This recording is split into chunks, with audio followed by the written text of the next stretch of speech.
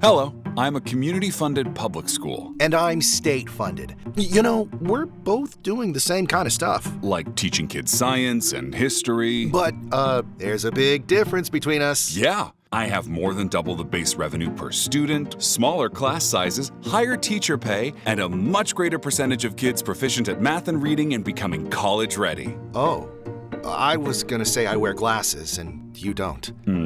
That too. Imagine two next-door neighbors that both work across town.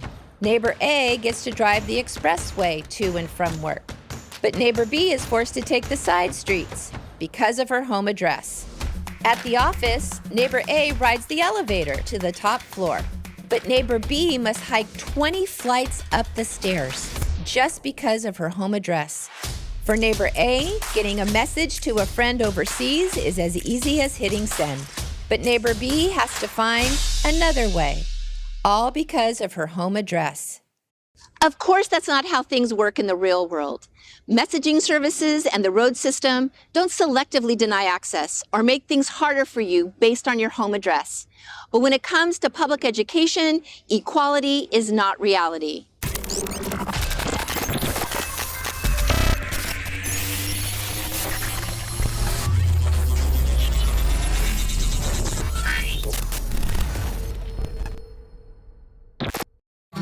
Silicon Valley, one of the wealthiest communities on Earth, home to some of the smartest people on the planet, innovators, problem solvers, dreamers. But it's also home to chronic, endemic inequities in the public school experience that play out in neighborhoods throughout the valley.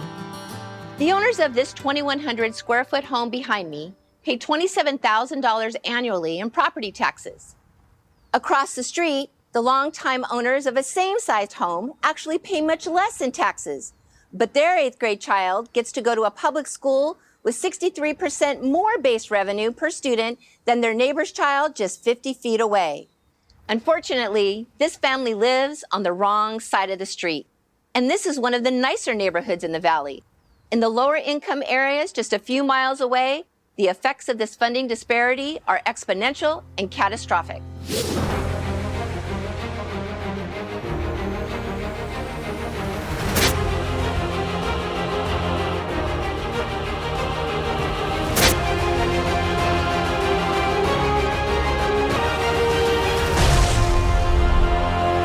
Education here in Silicon Valley is, a tale of really two communities, if you will, or two systems almost. And that's been a problem that I saw growing up in East San Jose. I saw so many kids who are my peers grow up and openly talk about the fact that they did not have the equivalent support that folks did in other parts of town. And that was just a fact. Really what it comes down to is inequity. Right? We talk about equity, which is making sure that people have what they need to excel so that there's a leveled playing field. It's opposite of that. How many white sectors we have? They think because we live in the east side that people think that we're lower class, but really doesn't depend on the area we live in. It just depends who we are as a student. Our area or where we come from doesn't define us. So I think the difference is that other schools have more accessible resources. They have a lot more access to other things that my school doesn't really have. Their income is an advantage because they're able to get more resources rather. I'm the community-funded school. And I'm state-funded. So, how did we get here? I don't know about you, but I took the 85 to El Camino. I mean, how does a school like you get over $21,000 in revenue per pupil? While a nearby school like you gets the bare minimum, $10,000, which is less than half what my students get? Don't sugarcoat it like that, but yeah, why? It's hard for me to explain, but not for Dr. Disparity. Let's go to him for the answer. Dr. who? Public school districts were formed many decades ago, before this valley became Silicon. Each is independently run, and their primary source of funding is the property taxes collected within the district. Today, the state determines a budgetary floor per student for each grade. If the property taxes collected don't meet this baseline, the state makes up the difference. That's called state-funded. So in less affluent communities where home values are low, the budget stops here, at this minimum level. But in neighborhoods where property assessments are high, the tax revenues fly.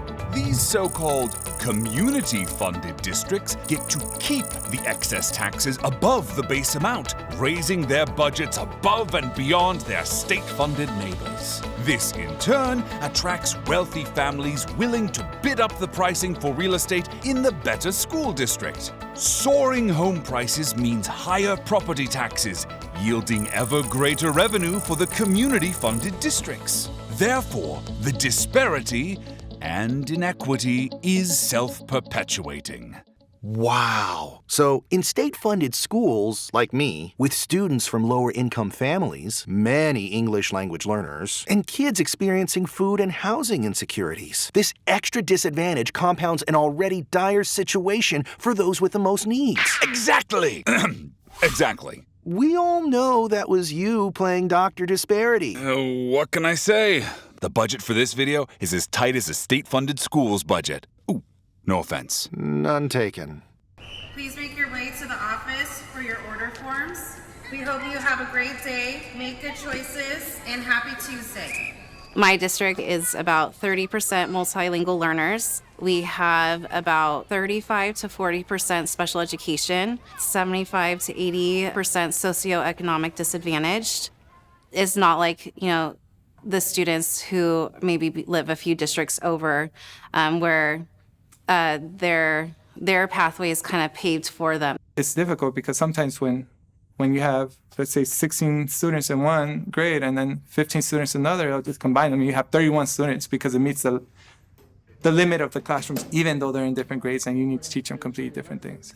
I haven't taught somewhere else. This is where I've taught, but I can only imagine you don't have these problems in other communities. With a continual lack of resources, it's no wonder that student performance at the state-funded schools lags far behind the community-funded systems. Take, for example, two actual high school districts just 6 miles apart, but that's not all that separates them. Over double the funding means that many more of the community-funded students leave high school ready for college. While at the state-funded school, almost half the students leave ineligible for admission to California's university systems. Underfunding impacts much more than just academic performance.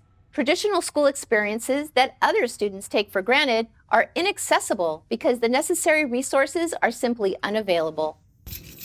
All of us have had that opportunity to go somewhere and live something as a student, but within this area, that's not always the case.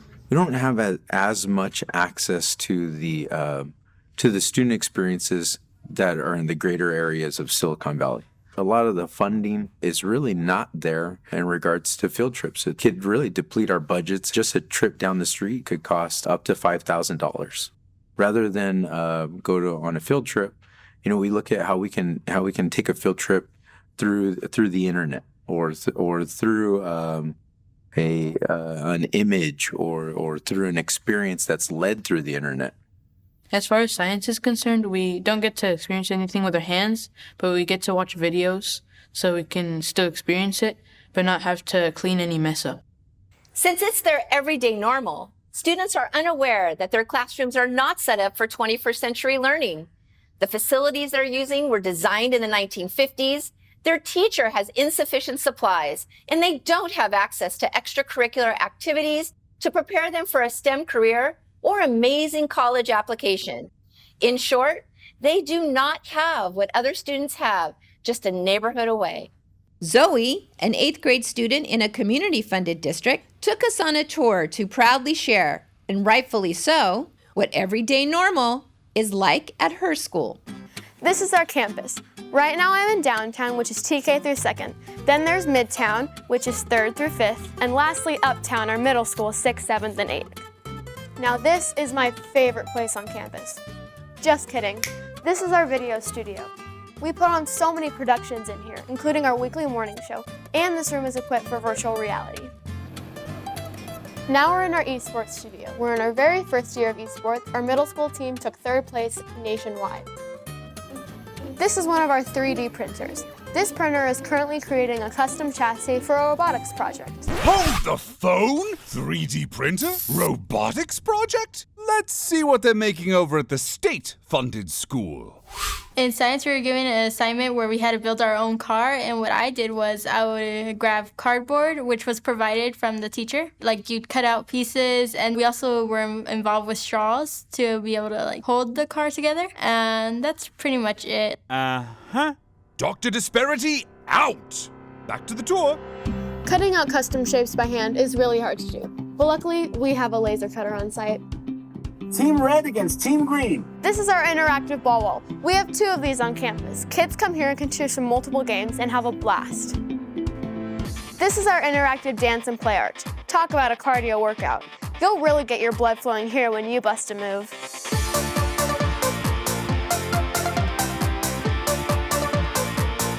When I heard that my son's school gets less than half of what a school district 7 miles away gets, it pissed me the off.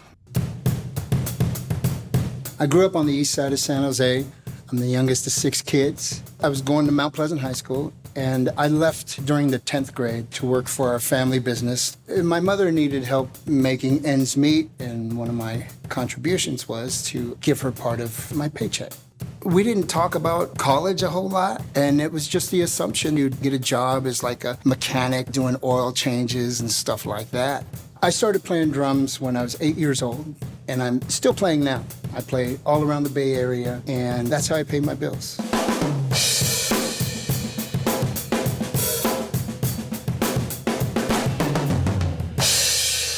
I still live on the east side of San Jose. My son is now going into high school. He's 13 years old, and he's 6 feet tall, and he's growing more every day.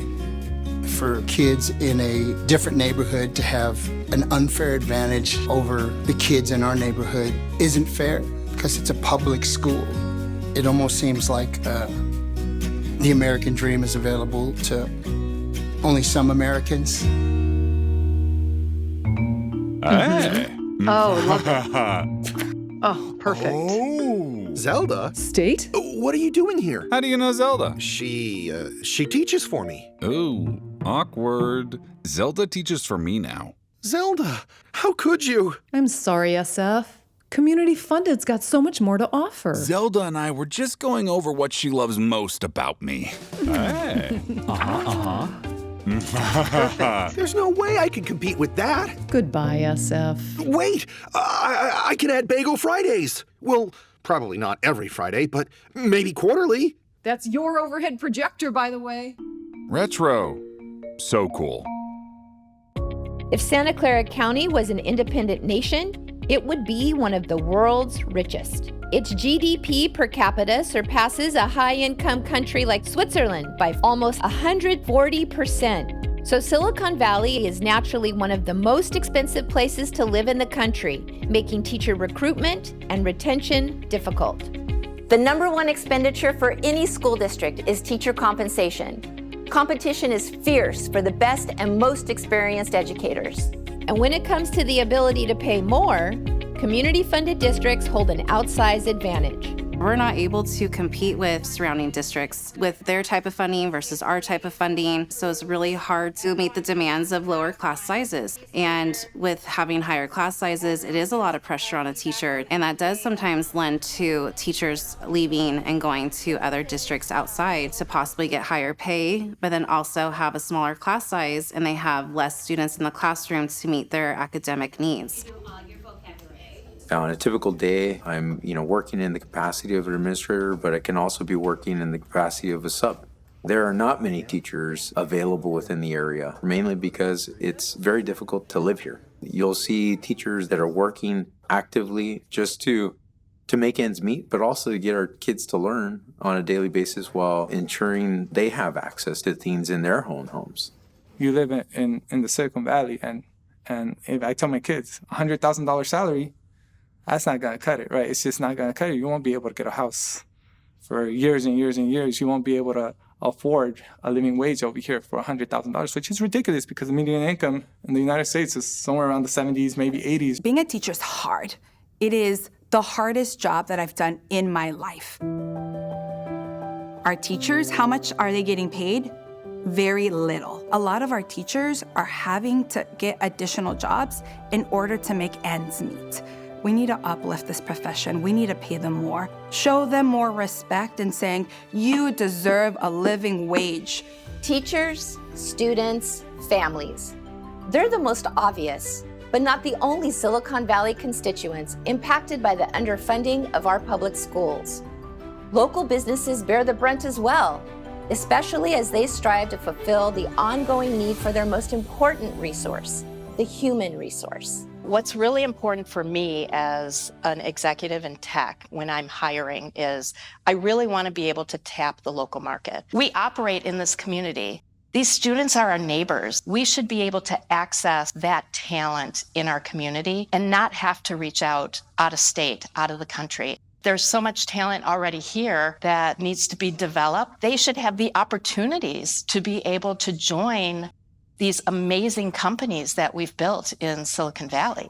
Today's zip codes and home addresses determine the funding allocated to public school districts. This directly impacts the amount and quality of educational resources and facilities made available to different students in different neighborhoods. The effect on their lives is profound. The disparity is real. Leveling the playing field is hard, but we can make a change together. The road to a solution starts here and now. We have community-funded schools and we have state-funded schools. And so when you say equalization on any issue in California, some people immediately hear that as who are you going to take the money away from to equalize things. I think what we've always argued is that when we say equalization, what we're really talking about is parity. We don't want to take money away from anybody. The education system needs to be funded well beyond what it is right now. If it was up to me, I would try to get everybody equal. So whoever's getting paid the most, whatever, if it's 20 grand or whatever, each kid, all Eastside, San Jose, whatever schools, they should all get paid the same for each kid. The bare minimum. You don't want to give them the bare minimum. These kids don't deserve the bare minimum. You know, other kids in other communities don't get the bare minimum. I am gonna do whatever it takes, and I'm not gonna stop until this issue is solved. And I know it's gonna continue to get uncomfortable, and I might feel attacked or be attacked literally. And you know what? Whatever it takes for our kids.